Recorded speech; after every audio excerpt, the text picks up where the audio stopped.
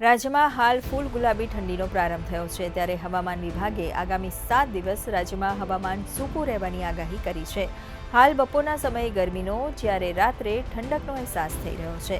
રાજ્યમાં મહત્તમ તાપમાન 30 થી 32 ડિગ્રી વચ્ચે છે, જ્યારે લઘુત્તમ તાપમાન 15 ડિગ્રી સુધી નોંધાઈ રહ્યું છે। 12.1 ડિગ્રી લઘુત્તમ તાપમાન સાથે દાહોદ રાજ્યનું સૌથી ઠંડુ શહેર બન્યું છે। હાલ ઉત્તર પૂર્વ દિશાના પવનોના કારણે તાપમાનમાં વધઘટ ચાલુ રહેશે, જોકે આગામી દિવસોમાં ઠંડીનું જોર ધીમે ધીમે વધવાની સંભાવના છે। આવતા સપ્તાહથી કડકડતી ઠંડીનું આગમન થવાનું હવામાન વિભાગ દ્વારા જણાવવામાં આવ્યું છે।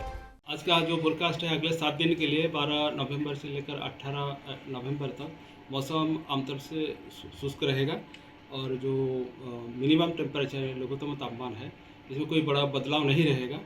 और जो हमारा कोस्टल में अभी जो विंड का दिशा है उत्तर से उत्तर पूर्व दिशा में है।